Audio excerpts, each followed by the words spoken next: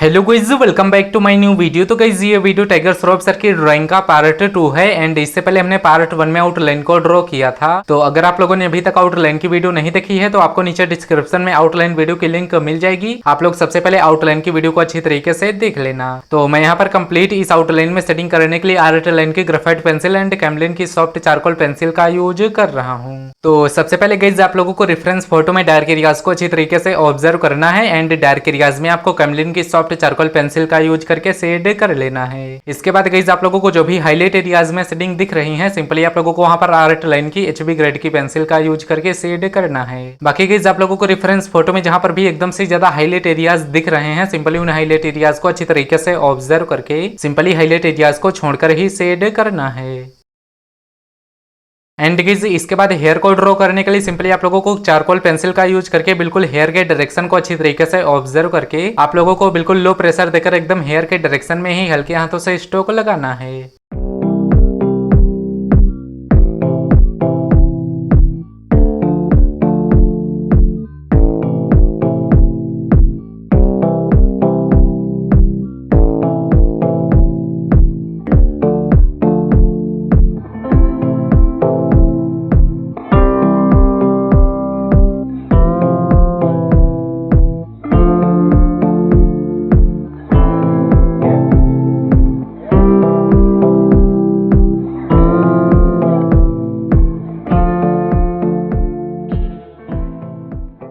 Guys हमने यहाँ पर कैमलिन की soft charcoal pencil and Artline की ग्रेफाइट पेंसिल का यूज करके कंप्लीट ड्राइंग में शेड कर लिया है। इसके बाद गाइस अब हमें मेकअप ब्रश का यूज करके कंप्लीट ड्राइंग में बिल्कुल लो प्रेशर देकर हल्के हाथों से ब्लेंड कर लेना है। कंप्लीट ब्लेंडिंग कर देने के बाद गाइस अब हमें रेफरेंस फोटो में जहां पर भी और ज्यादा डार्क एरियाज दिख रहे हैं, अब हमें सिंपली सेकंड लेयर को अप्लाई करने के लिए आर्टलाइन की 4B ग्रेड की पेंसिल का यूज करके शेड करना है। गाइस हमने जैसे कि HB ग्रेड की पेंसिल का यूज करके शेड किया था, बिल्कुल हमें उसी तरीके से सेकंड लेयर को अप्लाई करने के लिए 4B ग्रेड की पेंसिल का यूज करके शेड कर लेना है।